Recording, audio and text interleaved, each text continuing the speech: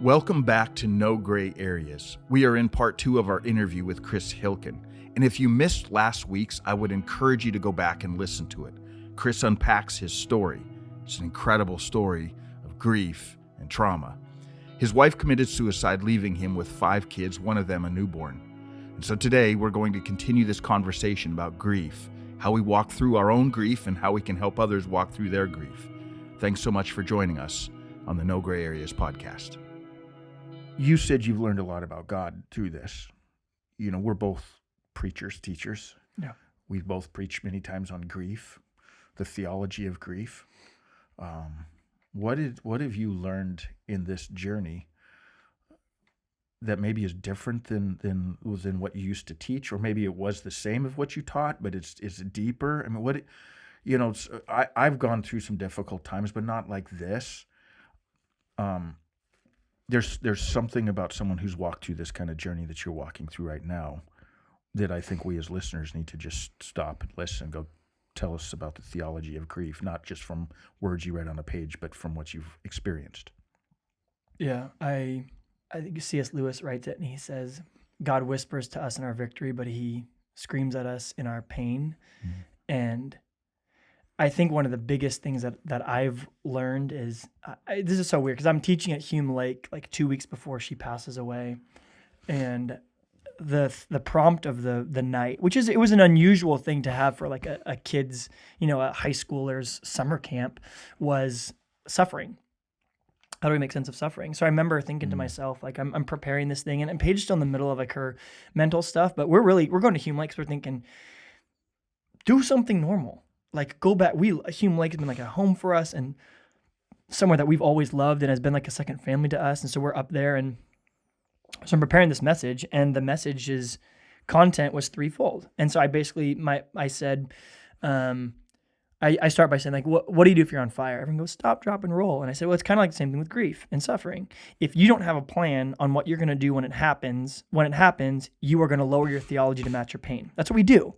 When someone experiences intense temptation or sin in their life or pain in their life, they're willing to bend God around the theology of their pain. So if you don't have a proper theology of God, and almost like a canon or a measuring stick or a mold, then if you've got a proper mold of who God is, then when you suffer, you pour your suffering into that mold and it becomes God-shaped and you understand it. But if your emotions rule, or if your paradigm rules, and you have a suffering-shaped box, you pour God into it and he becomes that shape of your suffering. So that was my challenge to them, is like, if you haven't gone through it, you're going to go through it. And so I said, here's your stop, drop, and roll for suffering. God is good. Mm-hmm. God is sovereign. And God is making me more like Jesus every day, in the pain and the suffering, the valleys and the mountaintops, all together. Mm-hmm. And that was it. It was, God is good, God is sovereign, God is making me more like Jesus. And I remember telling them, if that isn't foundational to what you understand about grief, when grief comes, if you don't bleed that truth, you'll bleed something else that's wrong. Mm. And so I think for me, it's 1 John chapter 2. It's basically like it's almost a dad writing to his son. The whole book of 1 John is, this is how much I love you. This is what you mean to me. But 1 John 2, 15 ? I think it's around there. Do not love the world or anything in the world. And it's just so funny that for me, when I look back on it, and it's not until I sit where I sit now and I go like, I loved the world. I loved the acclaim. I loved the possessions. I loved the materialism. I loved the marriage. I loved all those things. And none of those by themselves are wrong to enjoy. But when God's talking to me, he says that you shouldn't love anything more than you love me. And I didn't get that. And I think now, you understood it cognitively, like in your mind you understood it, but you wouldn't even have recognized you. That's really true. Get the depth of it. It's true for you, Pat. You know what I mean? Like, that was how I was. Don't love the world, you. Whoever I'm teaching to, don't love the world. And I would have examined him, like, I don't.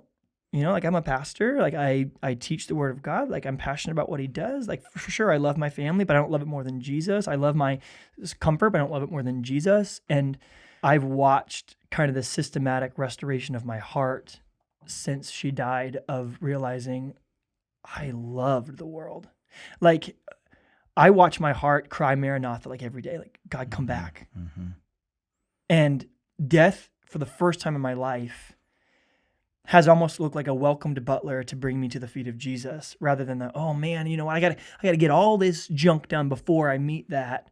And for me, it's now like, because this world is so pointless and our time here is so short, I'm going to do whatever I can do because I've got a divine appointment with Jesus coming up, and I want to make sure I bring as many people with me as possible. You see, it's a small fundamental change, but it makes all the difference internally. So I don't want to move on, because what you just said I think is so good, because I think a lot of listeners, myself and included here, I think that way a lot of times. You know, I'm like, man, I don't have a lot of time on this. I'm going to I got to get all this stuff done. I got to get traveling done. I got to go see the places I want to see. I don't want to waste my time with, you know, my kids. I want to really have time with the kids and the grandkids. That's kind of the mindset. And you're saying it's not all wrong, but there was the grief shifted this slightly to what? Maybe for the first time in my life, I love God more than I love my wife. I think I'm learning how to love God more than I love my family. And I wouldn't have understood the idols of my heart before this. I didn't get that, but I think it's true. And so what you're saying is so appropriate. I want to go and see this, and I want to go and see that. I just don't care about it.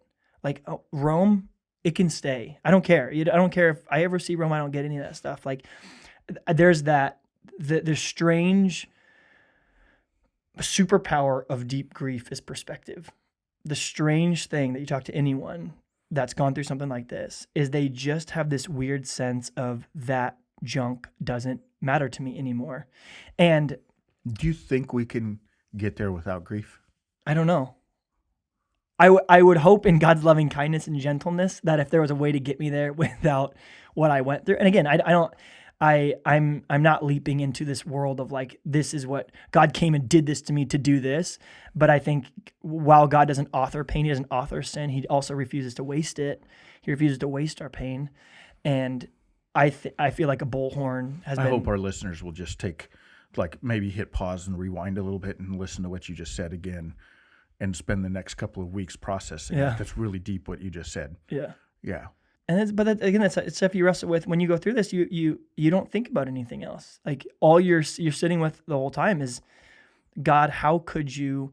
And then I remember thinking, but I know that you're good. So my real question is, how are you good in the midst of this? Not whether or not you're good, but it's how are you good? And I started seeing everything through this lens of, this is a thought that I've had that's kind of been cemented in my soul since this happened, is I prayed so fervently. I fasted, and I felt like David in the Old Testament when his son was going to die, like, God, do something, intervene. Like, this can be our story. Our story can be a miracle. Our story can be the changing of this. It can be, my wife can be an advocate for mental health in the church. Like, she can do all these things. And if God is good, then he would answer all the prayers that I answer the way that I would if I knew what he knew. In other words, if I was omniscient, omnipotent, omnibenevolent, if I knew what God knew and I saw what God saw and I loved how God loved and I had the perspective that he had, there's not a prayer that crosses his desk that I would answer differently than he answers. And you're saying that's believing and understanding the goodness of God. That's what it would be. Yeah. That's what it is. It's believing the truth. It's Isaiah 55, 8 and 9. My ways are not your ways, nor are my thoughts your thoughts. As your ways are higher than mine, as far as the heavens are above the earth, your ways are higher than mine, declares the Lord. No one believes that. Mm-hmm. I still don't really believe that. Because if God does something that I don't agree with, mm-hmm. I just see him as a supernatural version of me who thinks like me and talks like me and acts like me and responds to prayers the way that I would. I really did wrestle with the fact that God is saying no when I fervently believe he doesn't have a good reason to. Mm. But what I was really saying is, I don't see how this is better. I don't see how this brings you more glory. I don't see how this is better for your kingdom. I don't see, and there's a big difference between God, you're wrong, and God, I don't understand. And I think that's kind of where this has brought me, is like, but I'm so much more comfortable in the tension of not getting who God is and following him fervently and trusting his loving kindness. Yeah. That I go, dark night of the soul, yeah. You're better at, yeah. Oh my gosh, yeah. Yeah. In the unknown, and just kind of signing your name to the bottom of a contract and passing it across the desk to Jesus. Like, whatever you want to do with the rest of my life, you can have it. You want me to get married? I'll get married. You want me to stay single? I'll stay single. How do you want me to raise these kids? What do you want to move to? What do you want to do? I'll do whatever you want to do. because I don't want to dictate this anymore. I just want you to be in charge of it all. And that never would have been the case before. Chris, what you're saying reminds me of a friend of mine who has sat at the bed of 2 grandchildren that died of cancer at a very young age, like 2 years old and 5 or 6 years old. And no way. But he always said to me after going through that, he goes, I think the skeleton that all of our theology needs to hang on is the goodness of God. If you take away the goodness of God, everything else crumbles. 100%. Which is why I think our enemy, what does he question right away? Is he tries to get us to question the goodness of God. I think it's his main tactic with us as young people. You're passionate about young people. I'm passionate about young people, but that's what he does. Anybody that grows up in the church, when we start going through those teenage years, we start questioning, is he really good? Does he really want my best? But what you're saying is there's never been a time in your life where you had to confront that as much as when you're going through grief. Yeah. So my best friend died in Afghanistan, like I said, a few years back, and I struggle with the goodness of God. Then my wife died, and I don't struggle with it anymore. Isn't that weird? Yeah. I mean, so weird that I didn't even know what question to ask you. I'm like, what's the difference? Or what do you think the difference is? I think the difference is I still had a leg to stand on. I still had my own system of hope. I had my own, in pain, we all do different things. I'm an intellectualizer. And once it makes sense to me, like if someone says something rude to me, once I get why they did it, or I get what they're going through, I'm like, whatever. I can't do it with this. You can't make sense of this. I can't make sense of it. And so instead of propping myself up and sitting on the last embers of my own understanding and my own way of doing things and my hope, like even like raising kids, like if you came to my house on that day of, and I had an amazing community that showed up the day that we found out that she passed away, I had one concern: how are my kids going to be? And there was a leveling of everything that took place where you just go, you just throw yourself headlong into Jesus, and it's because that's all I had, and I feel like that's all I have. Like when Tito died, I went to Paige, and I was like, well, what do we do? And we're walking through this, and I had the church, and I had all this other stuff, and here it was like I just sat there alone. And my number one, you want to know who I want to process Paige's death with most? Paige. Yeah, and she's gone, and that's what I think people don't understand too. Like, and not to like bring comparative grief, but when you lose your spouse, and she was also your best friend, the number one person that you want to talk about your wife's death with is your wife. And that's gone too. And so you just go, what do I do now? And it was kind of like as my last finger was pulled off of what I was gripping of my past and of my future and of what I wanted for my life, as I kind of fell into the lap of God for the first time wholeheartedly and totally submissively and without reservation. And that's when I experienced his goodness. And I went, oh, so you're not just good when I give you my foot and you grab that while I'm grabbing my own life and dealing with my own stuff, right? I think I'm a pretty high capacity person, pretty intelligent. So I could deal with stuff. I couldn't deal with it, man. I just couldn't. I just can't deal with this. And so it was like, I either throw myself at Jesus, he's my only hope, or I'm going to die too. And when I did that, I just experienced an overwhelming love that in years of teaching Jesus, I've never understood, never even fathomed. So, if I may, I want to ask you a question that I'm asking to be really transparent. Yeah. Do you ever struggle with the goodness of God? Was there ever in the middle of the night you wake up at 2 a.m. and you're in the darkest moment of this whole grief process where you question that? Or gentleness, yes. Goodness, no. I still struggle with God's gentleness, right? The fruit of the Spirit is love, joy, peace, patience, goodness, kindness, faithfulness, gentleness, and self-control. And the fruit of the Spirit is supposed to be a manifestation of the character of God. That'll be a question I ask him when I get there, and it's a question I still ask him. Tell me how this is gentle. Tell me how you take a guy who's got 5 kids in the middle of everything going on, who's following you, who's preaching and teaching and all, and how do you it just gratuitously, like it's my wife's mental health, it's my son's disease, it's Brady's eyes, it's Finley's asthma, it's Peyton's croup attack. Like, you just like walk me through your gentleness again. But when you get the skeleton of God's goodness, you go, this is something I'm not going to get till I get there, and I'm okay with that. But I mean, I'm telling you, sitting in my son's room, it was almost supernatural, just sitting there and there's this song that I just started listening to that was so powerful for me. And the chorus says, I throw all my cares before you, my doubts and fears don't scare you because you're bigger than I thought you were. And I have my phone and I got like a little, amplification device in the corner. And so I was like, Siri, play Worship Dance Party. That's a playlist my kids and I made for like worship music. And the first song is like, you're bigger than I thought. And it's like, that's my struggle right in that moment. It's like, are you actually bigger than I thought? Or are you as big as I thought? Because if you're bigger than it, then I'm okay with throwing myself on you. The weight of this situation, the cares, my future, my anxieties, my fear. I was so scared. Mm-hmm.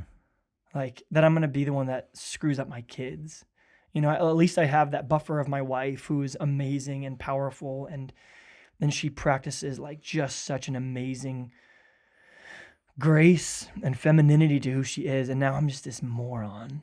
And I got to raise these kids. Like, just don't let me blow this. And that's kind of in my prayer is, God, don't be as big as that. When were you in that room? I talked to my kids the day that she died. I called her dad. It's just this dude that I handed her, he handed her off to me. And then I got to look at him and I got to call him and tell him like I didn't do a good job, And then I got to call my brother and my other brother. And then, I'm just trying to call my community and I'm doing it kind of out of desperation. And you're trying not to say like, come here, I need you. But that's what you're telling them. Mm-hmm.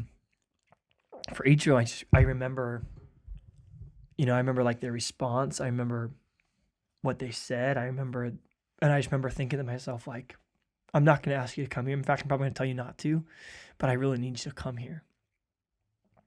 And so I remember even one of my buddies, Jake, he called, he's like, do you want us to come over? I'm like, no. And then he called back. He's like, I'm on my way. And it's like, that's just what I needed more than anything, as I needed the church to be the church and to watch that community surround me. And they did. And Larry Osborne, the senior pastor at North Coast, like came there, Jay Folk, like these guys that, they're amazing men of faith, and they were there in 20 and 30 minutes and just sat with me and let me cry about stuff. And so, yeah, gentleness, not goodness. Such an interesting difference, but I can understand. I can understand a little bit what you mean by that. I think about doctors like bedside manner, like yeah, what? Like a doctor's bedside manner, like the difference between goodness and gentleness is like, you can be everyone's had that doctor that's like, they're the best in the business, but they're kind of jerk. Yeah. And you're like, man, you're good. You're good. And you do the right thing. You make the right choice and you're very ethical. Yeah. Do you need to stab me like that? Yeah. Like, could you have warned me? Could you have asked me how I'm doing before you proctologize myself? Like, yeah. Can we have some conversation? And I think that's probably the thing that if I'm in a wrestling match with God right now, that's my wrestling match is walk me through your gentleness because I'm having trouble with it. Yeah. But I love it. Someone told me, like, if you're wrestling with God, you're still in his arms. That's very different than walking away. And I love that Jacob Israel story in the Old Testament. It's like that's what the word Israel means to wrestle with God. It's like I'm wrestling with him a lot, but I also found a deep comfort and I'm in his arms and I'm good with that. I think any of us that have gone through grief, which really anybody who's lived life has gone through grief. Like you said, we don't want to compare grief, but I think a lot of us would probably agree, maybe not at the level that you're going through, but grief does do some things that there's no other time in our can. You quoted C.S. Lewis. We're saying he whispers to us, but it's in our grief where he yells to us. Some of my grief I've gone through in the last few years, I feel like he pried my fingers off of a system of belief that I had no idea I actually believed. I preached against it for most of my life. If you live a good life, you should get a good life. I always said, that's not in the Bible. But it wasn't until I went through grief that I realized I actually believed that. I was believing that. I thought if I did all these good things, that I should get a pretty good life. And then when things didn't work out like I thought they should work out, like you're saying. But I've never heard it put the way you did, though, Chris. I think that's so good. I think that's going to be so good for the listeners to talk about the gentleness of God is something that we wrestle with, isn't it, in our grief? You have at least. So let me ask you some questions that can really help us. Okay. All of us as listeners, we're going to walk through someone who's going through grief. All of us. Some of us are doing it right now. What have you learned in the last 8 months, year, about what to do and not to do as you're walking with someone who's in that dark night of the soul? At the risk of exposing too much, or I'm going to answer that question as honestly as I possibly can. And I would say understand for the person who, like, my life feels like BCAD on that morning at 10 o'clock when I got that phone call. I have 2 different lives that I lived. And the only time you really experience that in your life is a couple times, like the birth of your kid and marriage, where you have a life before and then you have a life afterwards. And in both of those situations, the people who are around you at that moment are your friends and your family, and those who aren't are not.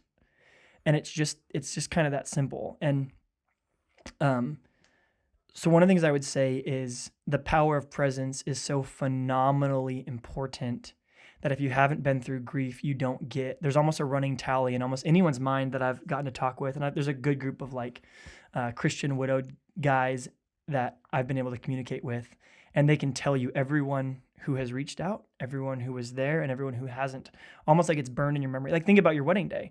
If your grandma didn't show up to your wedding, but she was in town, there's no. Yeah. And I've had people come up to me since and like, hey man, I was a bad friend for you at that time. Like, I didn't know what to say, so I just kind of stayed away. I know it's been like 6 months, but like I just want to apologize for being a bad friend. And again, I didn't mean to be rude, but I just kind of said like, no, it's that burden isn't on you because you're not my friend. If you're not there then, what in the world would you ever be there for that I would really need you for? That is so important for us to hear now, right? Because we especially with like the social media, someone will say like, I got 1,000 friends on Facebook. No, you don't. Right. No, you don't. Your friends are the ones that'll show up at 2 a.m. when all hell has broke loose. Yeah. That's what you're saying, deep grief. You really figure that out. 100%. And we have this natural assumption that I don't want to be there and say something stupid. Or I don't want to impose, or I don't want to do any of those other things. And from what I've found, and in the different grief communities that I find myself in, we've got like a weird club that we have going on, right? But that's such a foreign concept of like, oh no, I understand why you weren't there, because for sure, I wouldn't want you to say something stupid. It's the opposite. It's like, just sit there, just shut up, don't say anything. Mm-hmm. I remember who was there. I can go around and tell you exactly who was there. And I can't tell you anything that they said because most of them didn't say anything. And that's what someone in grief needs. Yeah. I just want to know that you're there with me, and I'm going to talk, and the best that you can possibly say is, I can't imagine. Oh my gosh. I'm so sorry. I can't imagine. Mm-hmm. You talk about some do's and don'ts. Maybe I can give way to that one, which the do is be present. Mm-hmm. And a don't is, don't write this text message. Hey, so sorry for what you're going through. Reach out if you need anything. No one reaches out. Mm-hmm. If someone's in deep grief, they're in depression, they're struggling with anxiety, they're having a hard time getting out of bed, they don't have the wherewithal to get up and then ask you to work on their behalf. They're not going to do it. The best thing that I think you can do if you have this position in their life is give them full permission to send you away, but show up. Hey, just want to let you know, there's you've got Chipotle outside your door right now. Love you so much. Here for you. Because if I really want to stay home and not eat, I'm not going to text you and go, hey, I'm ready to call in that thing that you asked me for. It just feels so abnormal. Mm-hmm. And if you've got any EQ at all, you're not going to do it. But I think that's everyone's stamp of I did it, is once they say the phrase, if you need anything, let me know. And then they point back to it and they go, well, but I told you if you need anything, let me know. And it's like, dude, yeah. Do you know how many times I've heard that in the last? Yeah. And it doesn't mean anything to me because I totally understand that, but I'm not going to ask you that. Mm-hmm. I'm not going to reach out to you. I'm not going to know how. I'm not healthy enough to have a good conversation with you right now about what I need from you. And so I've got one buddy, Jake and Nat, who, one of our best friend couples, he would just show up and he would bring food and he would look at me and he would go, I need you to be honest with me. Do you want me to leave right now? And we were close enough that I was able a couple nights to go, you know what? Yeah, thanks so much for dinner.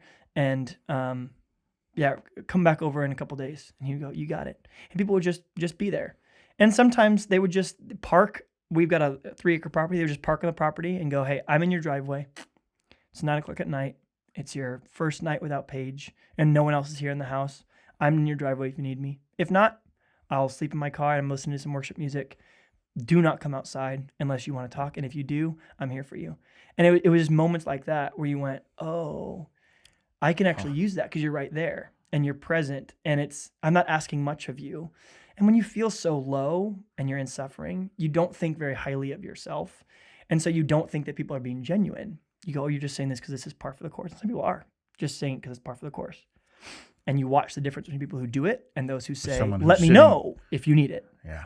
Someone who's sitting in your driveway saying, I'll sleep out here and I don't expect you to come out. They're not doing that just because they're supposed to. For sure. Yeah.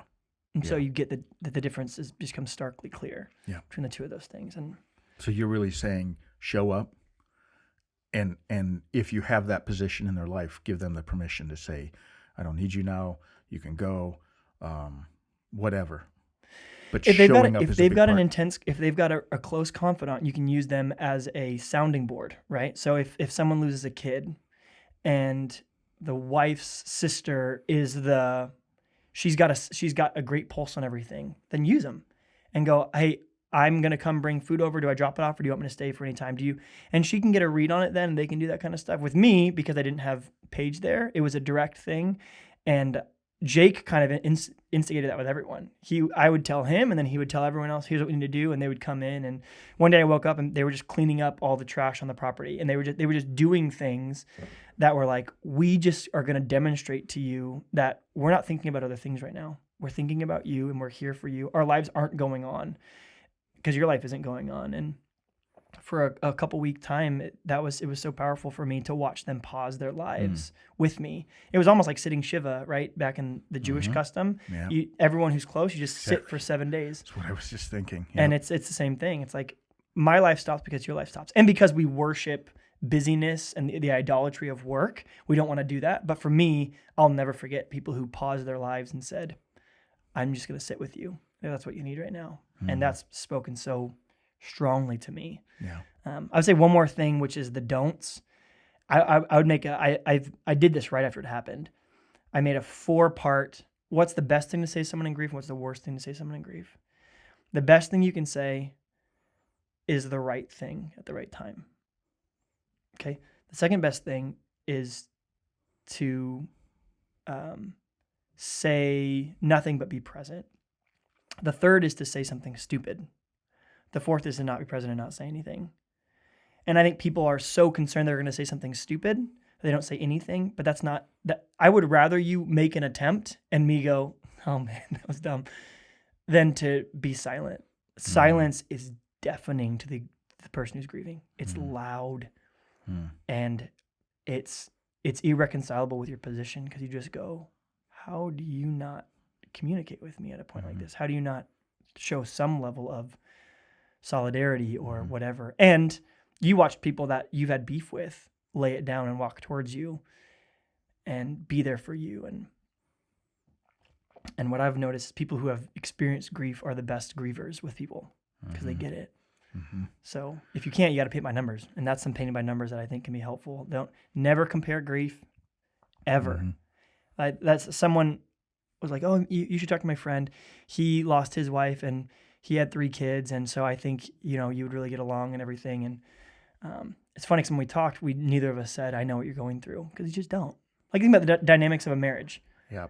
If you lose Charmin and I lose Paige and we do it on the same day, we both have 5 kids, do you think it's going to be the same? Yeah. No. Yeah. Because I might have lost my travel buddy and you might go, oh, she was a great wife, but we probably didn't travel so much. There's so many dynamics involved in that, that, if you lose twin daughters, you grieve them differently because your relationship with them is so fundamentally different. And I would get people going like, hey, my basketball coach died last year, so I know what you're going through. It's like, that is the most insulting thing you could ever say. I know what you're going through. Don't. Yeah. I've had people who have gone through quote unquote less, like their great grandma died and they come up to me and they're like, what you said spoke to me so much. And my great grandma just passed away. And I'll go, I'm so sorry. I can't imagine what you're going through. That must be so painful. I'm so sorry for that pain in your heart. What am I going to say? Your great grandma died. How old was she? 95? My wife was 28. I have 5 kids. I'm a single dad of 5. I homeschool them too. Like, what? That doesn't make any sense. So comparative grief is is the robber of all joy in those situations too. Yeah. When you were giving those 4 things, the first one, the number 1 was what? Saying the right thing at the right time. Yeah, Right. knowing exactly what to say, when to say it, and when that's not what scares people, I think, when Yeah. they see someone going through grief, because they're like, I don't know if this is the right time. I don't know if this is the right thing to say. But I think that's where, too, the crushing. I remember hearing someone say, beware the person who's walking with no limp. You can tell really quickly when you're sitting down with someone who's gone through a crushing. Maybe different than your crushing. Sure. But you can tell they've been crushed in Yeah. life, and they understand grief. And so sometimes what they're saying or how they're reacting to it, you're going, this person at some point has experienced some pain. 100%. Yeah, you can tell. So Chris, unpack for us now, because all of us, if we live very much more life, are going to go through some kind of crushing, right? If we live years, some of us maybe decades, we're going to go through some difficult times. So give us some do's and don'ts on how we walk through our own grief and what you've experienced and learned. I would say learn how to articulate it and do so often when you're going through grief. Sad is a ripe word. It makes a lot of sense. I'm sad, but it's also more of a catch-all. And what I found is the more I can identify what I'm actually feeling in every moment, helps me grieve it better and helps me articulate to people around me. And then by nature, they're able to assist better in it. So when someone asks me, how you doing today? I don't go, I'm sad. Well, I mean, to be honest, I'm always sad, right? Like for the past 8 months, I've been sad constantly. And again, the cloud can get a little bit smaller and a little bit bigger depending on what you're going through, but like it's just constant sadness.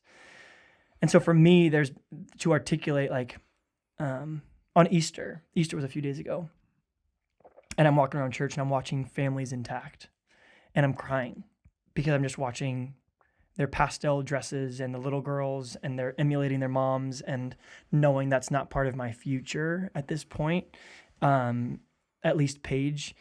And so I articulated with my family that day, like, today I really missed the future I was going to have with Paige.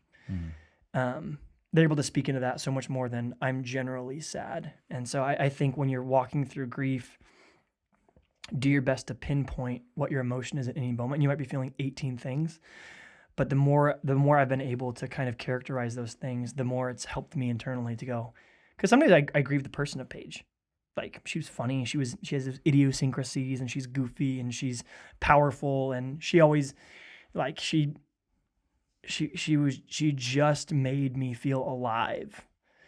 But some days I'm sad about Paige, but I'm not sad about that part of it. I'm sad because of what she's missing out on. I'm sad because I'm watching Brady hit a home run and I look over and she's not there. That's a very different grief than I just miss my buddy. I miss my friend. I miss my lover. I miss you here. And then there's a different grief where you miss your future. You think about your kid getting married. You think about their prom. You think about how much they're going to look like her and how they're going to do a side-by-side when they get older, and the day where Peyton passes her up in height, and you grieve the future that you were going to have. And they can be really different from each other. And so I think to articulate to a community around you what's going on. And the other thing I would say, and I think just by nature we backed into this, which is whether it's a small group or a church community or whatever it is, you might think, I'm too busy for this right now. I don't have time for this. I'm not, or I don't love it. It's not super comfortable. But with anything, when you invest in it, you also get to reap the benefits of it later on. And just week after week, we hosted life group at our house. So even when we wanted to cancel, we didn't want to go that week, they would keep showing up. And so it developed such a deep bond that when this happened, we had invested so much into that friendship bank account, into that community bank account, that then we were able to write a big check and go, we need you right now. And then they were there for us. Mm-hmm. And I know different parts of our lives where we didn't prioritize that this didn't happen during those seasons. And I don't know what I would have done. Mm. And so for me, it don't worry about it being enjoyable or really fun every week, or don't avoid the awkwardness of starting a new faith community or starting a new group. Because if you're consistent with it, you will find after time, that's who I looked around and was surrounded by on the day where everything happened. So move towards community before you get into grief. Mm-hmm. For those of you who haven't been in it before, because if there's one promise Jesus makes, it's in this world you will. Yeah. You will have trouble. Yeah. So. Yeah, it's not if, it's when. Right. It's not so there's a couple of those things for people who are going through it. Chris, hearing your story, one of the things that I'm hearing too is that you laid foundations that maybe you didn't even realize you were laying, your belief in the goodness of God. Like you're saying, you didn't really know the depths of that, and they've been challenged. The gentleness of God, your theology, your system of beliefs, your community, your faith community. But there was these foundations that you had been laying down for a long time that are now reaping 100-fold or 1,000-fold, right, of what you could probably imagine. Yeah. Well, Chris, I just thank you for your transparency and your honesty. And I think what I'd like to ask the audience to do right now is to maybe just pause, and that a lot of them aren't in a position to be the person that's going to show up in your driveway. In fact, that might freak you out if you had 100 cars in your driveway tomorrow. But what they can do is maybe pause and just say a prayer for you and your kids, because you still have an intense journey ahead of you. Yeah, and with your children. And like you talked about, all the unknowns of your future. But I just want to say thank you for sharing and being willing to be transparent. I know for me, and I know a lot of the listeners, we're going to go through some difficult times if we live many more years. And I have no doubt that there's some things that you're sharing through your journey right now that are going to have a huge impact on us. So thank you. Thanks, Pat. Appreciate it. Thanks. We recognize that part 1 and part 2 of this interview with Chris Hilken has been really, really heavy. And we want to tell you again that if you're struggling with suicide, or you have a family member or friend who's maybe struggling with it, we have the suicide prevention number in our description, and we would encourage you to reach out to them. Our team at No Gray Areas are here for you. Thanks so much for listening.